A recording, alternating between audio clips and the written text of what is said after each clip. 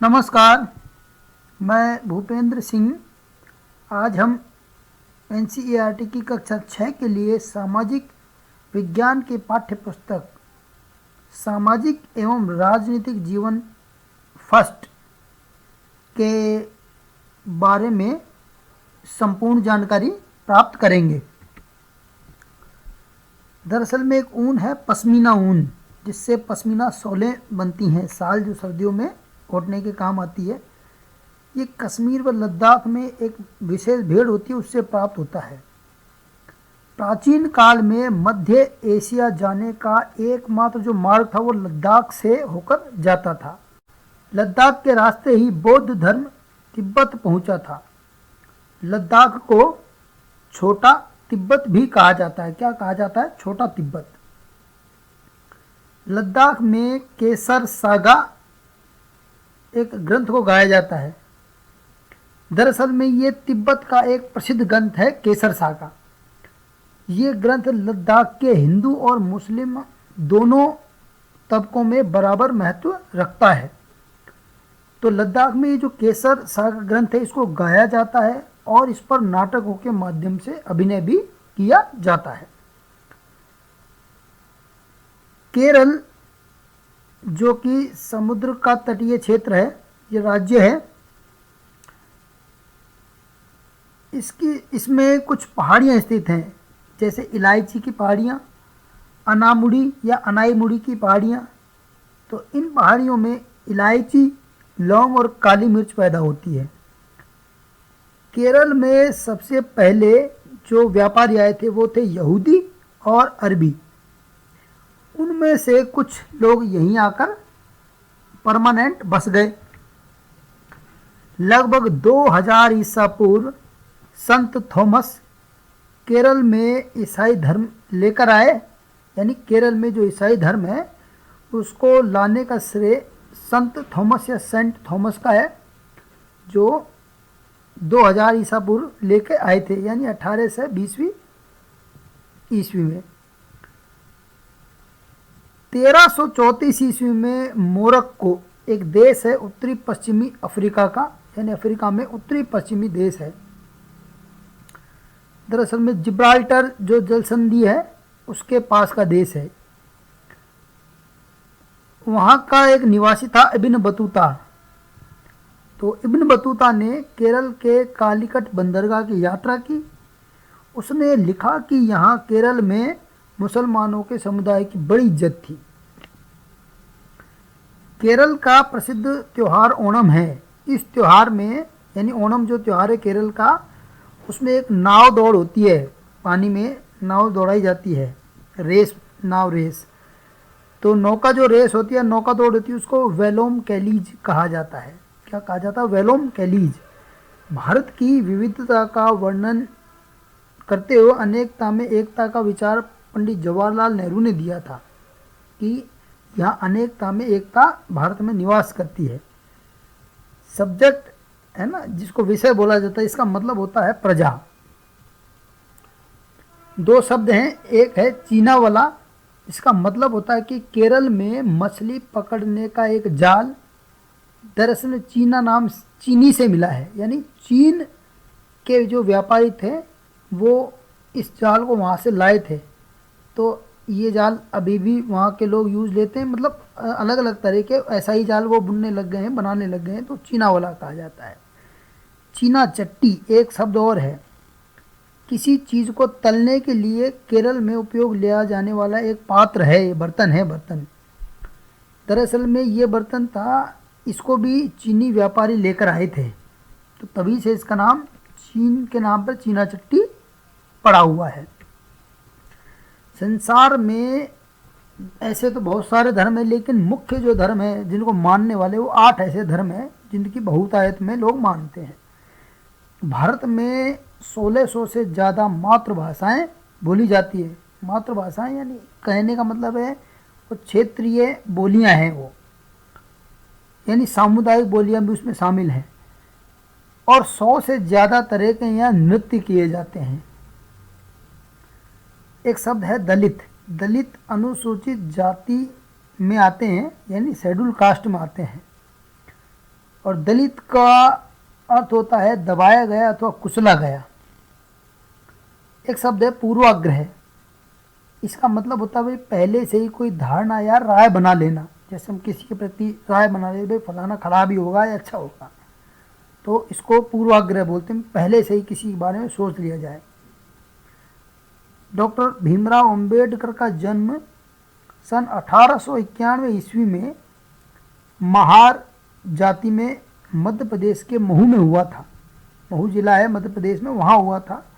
दरअसल में महार जो जाति है उसको तब अछूत जाति समझा जाता था। लोकतांत्रिक सरकार को प्राय प्रतिनिधि लोकतंत्र कहा जाता है। क्या कहा जाता है? प्रतिनिधि लोकतंत्र। प्रतिनिधि लोकतंत्र का मतलब है कि लोग सीधे इसमें भाग नहीं लेते, बल्कि चुनाव या निर्वाचन प्रक्रिया द्वारा अपने प्रतिनिधि को चुनते हैं, और ये जितने भी प्रतिनिधि चुने जाते हैं वो प्रतिनिधि सारी जनता के लिए निर्णय लेते हैं। आज़ादी से पहले भारत में महिलाओं, गरीबों और अनपढ़ों को वोट देने का अधिकार नहीं था, यानी महिलाएं वोट नहीं दे सकती थी। कोई व्यक्ति गरीब था तो वो वोट नहीं दे सकता था, और अनपढ़ था तो उसको भी वोट देने का अधिकार नहीं था। महात्मा गांधी ने सन 1931 ईस्वी में खुद के द्वारा यानी स्वयं के द्वारा प्रकाशित यानी यंग इंडिया एक पत्रिका थी जिसको महात्मा गांधी ने प्रकाशित किया था, वही करते थे। उसमें लिखा कि प्रत्येक व्यक्ति चाहे वो गरीब हो या महिला हो या अनपढ़ हो, उसको वोट देने का अधिकार समान है। एक आंदोलन चला था, महिला मताधिकार आंदोलन। महिला मत यानी महिलाओं को मत देने का आंदोलन।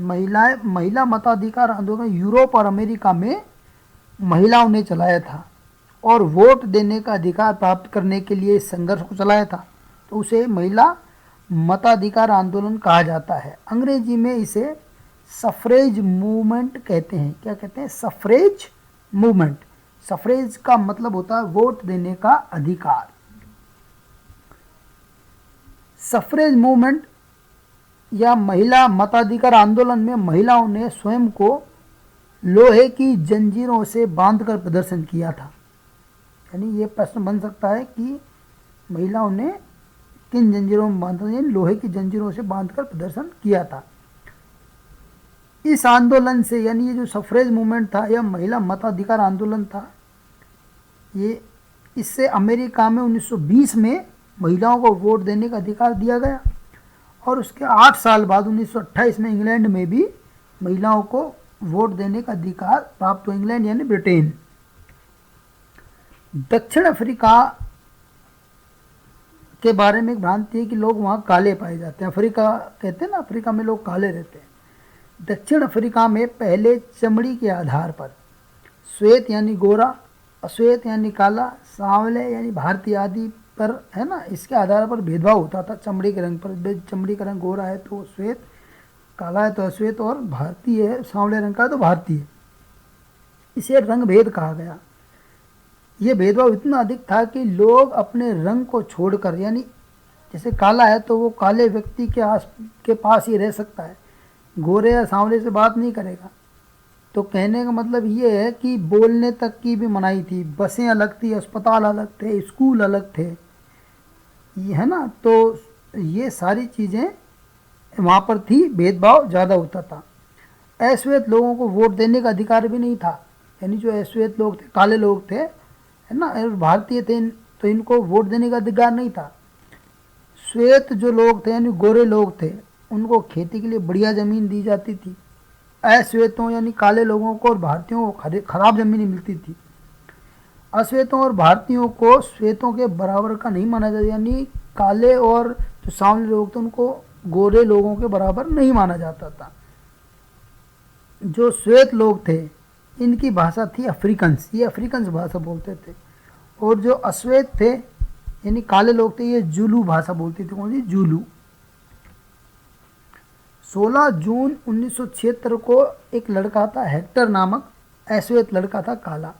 इसने क्या है कि वहाँ पर विरोध कर दिया, भाई हमें गोरों से अलग क्यों रखा माना जाता है और उनसे कम सम्मान दिया जाता है।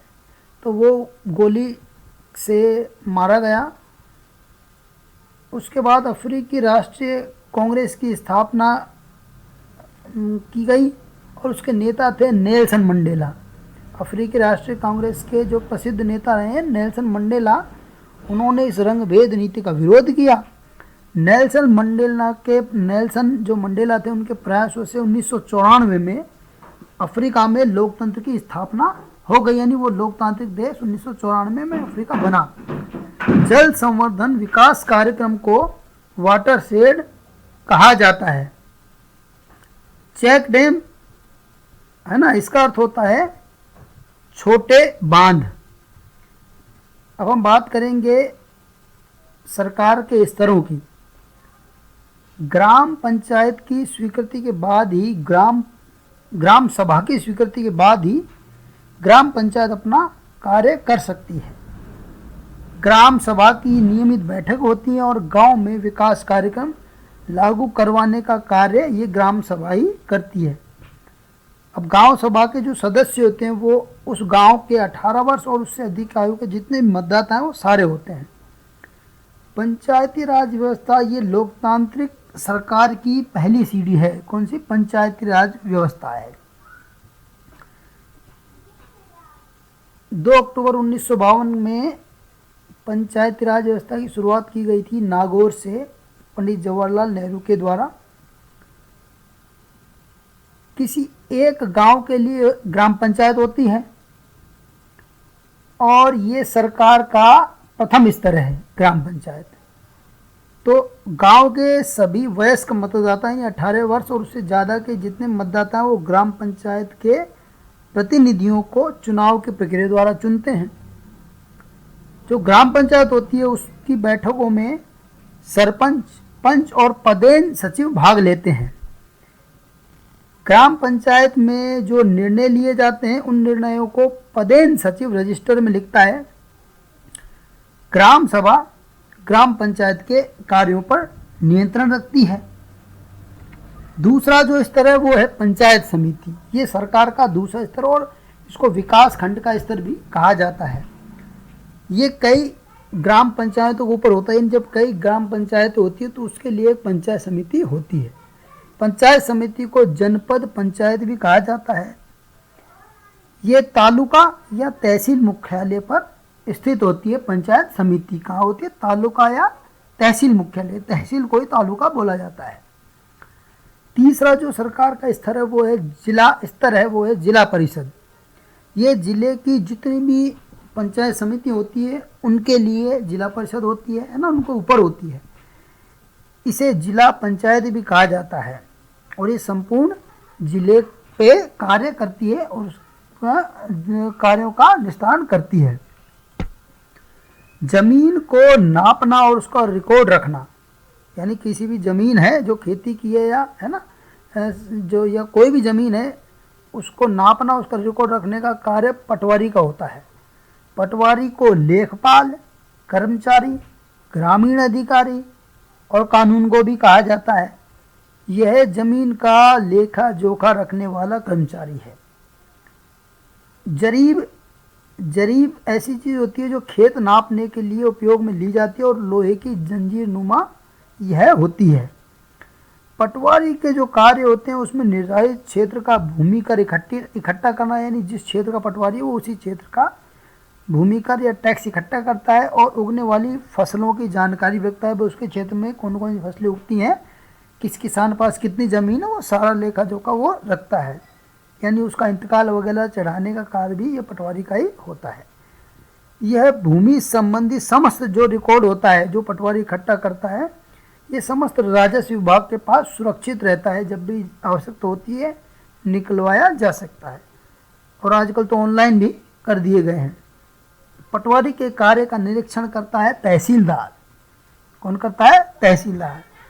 तहसीलदार के कार्य का निरीक्षण जिलाधिकारी करता है। जमीन से यदि कोई जुड़ा विवाद है तो तहसीलदार उसको सुन सकता है और उसको सुनता है। बड़ा मैटर होता है तो वो फिर न्यायालय में वकीलों के द्वारा लड़ा जाता है। हिंदू उत्तराधिकारी अधिनियम 2005 ऐसा अधिनियम है जिसके द्वारा संपत्ति में माता और पुत्रियों को भी बराबर का अधिकार दे दिया गया है। नगर या शहर का जो प्रशासन है वो नगर निगम, नगर परिषद अथवा नगर पालिका के द्वारा पार्षदों के माध्यम से चलाया जाता है। शहर या नगर को कई वार्डों में बांटा जाता है। प्रत्येक वार्ड का एक पार्षद होता है और उस पार्षद का चुनाव किया जाता है वार्ड के समस्त वयस्क मतदाताओं द्वारा, चुनाव प्रक्रिया द्वारा, है ना, या निर्वाचन द्वारा। ये पार्षद जो भी जीतते हैं, पार्षद बनते हैं, ये क्या करते हैं कि पूरे शहर या नगर में समितियां बनाकर कार्य करते हैं। जैसे सफाई समिति बना दी, निर्माण समिति बना दी और वितरण समिति बना दी। सदस्य इसके पार्षद ही होते हैं, लेकिन ये समितियों में मिलकर कार्य करते हैं या समितियां बनाकर कार्य करते हैं। नगर या शहर में होने वाले कार्यों को लागू करने और क्रियान्वित करने के लिए सरकार द्वारा नगर आयुक्त और अन्य प्रशासनिक कर्मचारी होते हैं जो नौकरशाही से आते हैं। नगर या शहर के समस्त पार्षद मिलकर बजट बनाते हैं, तब सरकार क्या है पैसा देती है और इस पैसे को आयुक्त और अन्य जो प्रशासनिक कर्मचारी वो पार्षदों के माध्यम से या जरिए से खर्च करते हैं।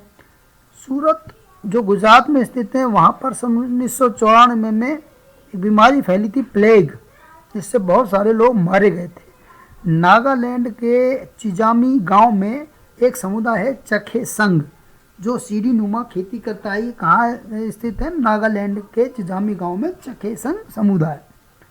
मछुआरों की एक छोटी नाव होती है जिससे वो दूर तक मछलियाँ पकड़ के लाते हैं, उसको कैटामैराइन बोलते हैं। क्या बोलते हैं? कैटामैराइन। भारत में 6 लाख से भी ज़्यादा गांव है, 5000 से ज़्यादा शहर हैं और 27 महानगर स्थित हैं।